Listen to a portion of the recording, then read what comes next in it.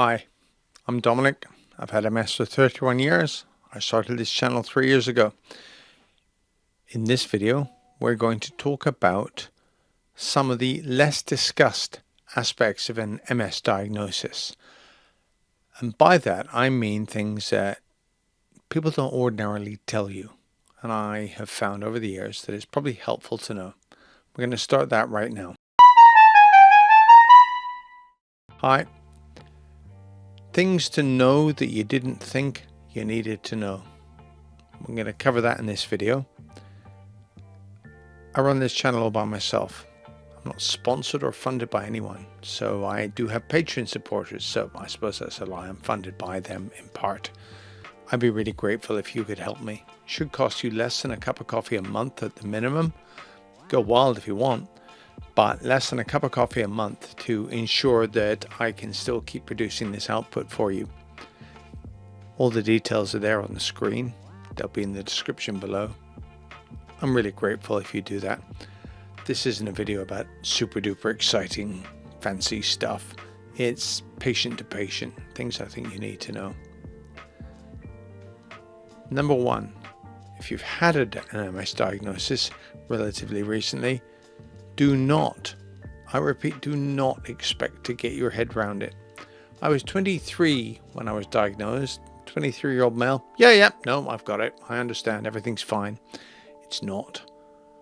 I only engaged with it really in the last sort of 4 or 5 years. I'm very fortunate in some ways that it didn't affect me too badly. But it is something that's going to take a while to get your head around. Do not feel bad. If you think about your MS diagnosis every 3 seconds, that's normal.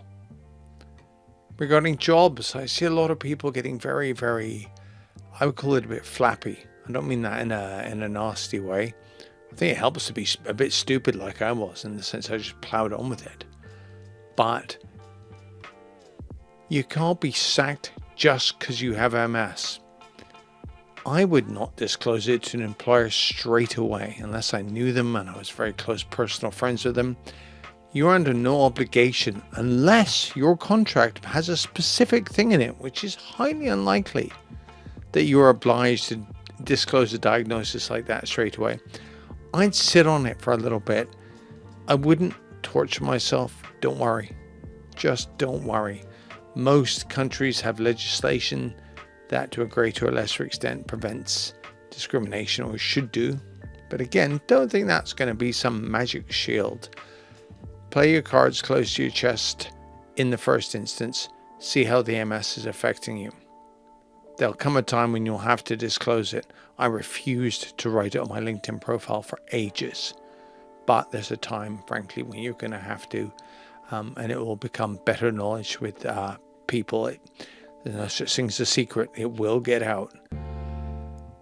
So that don't torture yourself about that. MS is going to be unpredictable. Your MS and my MS and the guy next to us and the girl down the road, it will be different. I never understand people asking about, for example, experiences with drugs, because it's all different. You can read the general data sheet. Drug companies are evil in many people's minds, but broadly they are very, very highly regulated. So they've got to share stuff with you. And sharing common experiences of drugs is something that doctors and nurses are good at because they see a lot of people. That brings me on to my next thing. Your relationship with your medic and your nurse and anyone else involved in your care. Don't forget, they see many people. You're seeing one, all of a sudden, wham, your life's changed. You've got MS. You really want somebody to help you out, frankly, that you can trust. It's entirely understandable. And for you, your relationship is one-to-one. That's the person, or that's the team if it's the nurses and stuff. But it's really you and your neurologist. Your neurologist, however, has a relationship that's one-to-many. Doesn't mean they don't like you or don't care about you, but I find it impossible to believe that people don't have favorites. It's just human nature. You know there's people you like, you know there's people you're not so keen on. You know, there's some people that you actually cross the road to avoid. Well, the doctor doesn't have the option of crossing the road to avoid you if they feel like that about you. But it's conceivable, or you may feel like that about them. But if they're the only neuro in town, you're kind of lumbered with that. So you want to extract, shall we say, the most value for you out of that. So just hold that in your head, because I hear people going, oh, I don't want to upset the doctor. That doctor is highly unlikely to be going to bed thinking about you and worrying about you. They've got a normal life like most of us. Did I feed the dog? Did I turn the oven off? Does my partner love me? What are my kids up to? All that kind of stuff is just normal human stuff. Plus, they are out there managing people with MS, and they're applying their brain power to that. They're a neurologist. They studied something different in school to you. I don't care if you left school at 13 or you've done many degrees, got a PhD. You went to school at some point. And the person you're sitting in front of just really stuck at it, because that's their thing, and studied something different to you. And they did pretty well with it if they're a consultant or a doctor, because it requires a lot of dedication and a degree of cleverness. But it doesn't make them better people than you. And you really mustn't worry about how your concerns affect them, because they deal with hundreds of patients.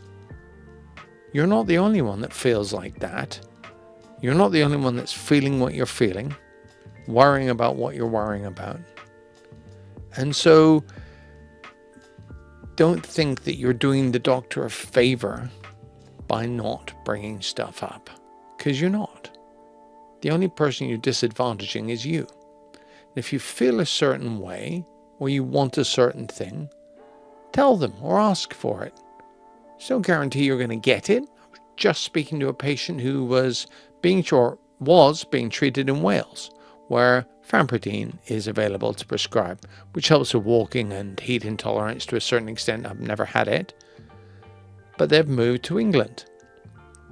England and Wales, though they're in the United Kingdom, for those of you who aren't in this neck of the woods, run slightly different systems. So they are faced with the fact that famotidine helps them walk better. It's just them saying it. I have no idea. I can't imagine why anybody would make that up, however. But all of a sudden they're going to be faced in in England, with the doctor saying, ooh, can't prescribe that for you. It's not approved by NICE, which is tricky. But they're damn well going to ask for it, and they are damn well going to pursue it. They've got their neuro in Wales to write to the neuro in England, explaining in doctor speak how it helps them, and asking if they can carry on with it. But just because something's written down doesn't mean it's the rule. None of this stuff is commandments that have been brought off, the mount by Moses, and they're carved in stone.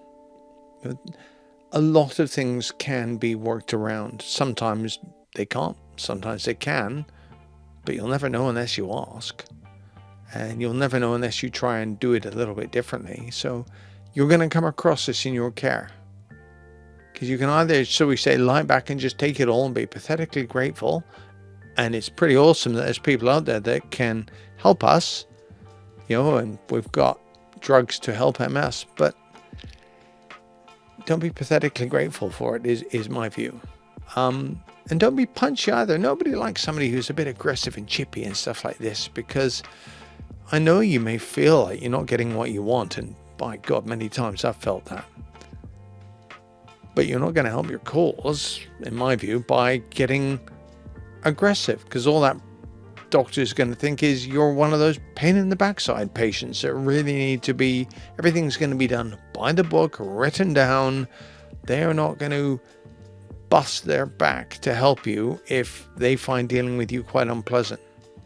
I feel patronizing telling people this, but I hear cases from doctors who I know, and some patients, they seem to be proud of that. I told them, and I'm thinking, you definitely told them something, but you also communicated something else. because it's a game, and a game's being played whether you like it or not. So my view is, I want the best care from me. I'm not going to suck up to somebody. I'm not going to kiss ass, as they say. But I am going to certainly try and make that person that I'm in front of feel good about themselves and want them to help me. And if I'm not getting that, I'm going to change, because providing you're willing to put in a little bit of legwork, should we say, to go to another place, that's on the cards, and you're not committed to it. Certainly in the UK, you're not committed to that. You can get a second opinion. There's certain logistical differences, I imagine. If you're in the Faroe Islands, you probably don't have as many to call on as if you're in London. That's the way it goes. But you could get a second opinion, although it's a lot of shag and hassle if you live in the Faroe Islands. I get that. But I'm going to end this video here, because I'm going to do more. Though I just think, don't beat yourself up. Some days you're the pigeon, some days you're the statue. You've got MS. Now the burden on you is to get the best care for you that you can. So think of yourself, but people are people. You want to make your way through life. Essentially, if somebody likes you, they're more willing to help you. I don't care what any doctor says. If they find you objectionable and repulsive, it's going to be a lot harder to help you than if they like you. Share your goals with them as well, by the way. Get people to invest in you. Get people to understand what you're trying to achieve in your life. Do you want 3 kids? Do you want to climb Mount Kilimanjaro? A friend of mine with MS right now is climbing, I can't remember the new name for it. It used to be called Mount McKinley in Alaska. Denali, that's it. They're climbing Denali, because that's the original name for it. But if that's what you want to do, you've got to let your doctor know, because if the doctor likes you and wants to help you achieve your goals and aims in life, they're going to help you with the conversations that are about achieving what you want to achieve. Otherwise, you're just another faceless person, of which they see many. So if you want better care, stand out that they buy in to helping you to achieve your dream. That's it for now, folks. Don't forget the Patreon. Really appreciate the support. Back soon with more videos on how to get the most out of living with MS. I don't know. Some of the stuff that people don't tell you. Anyway, that's me. Take care. Bye-bye.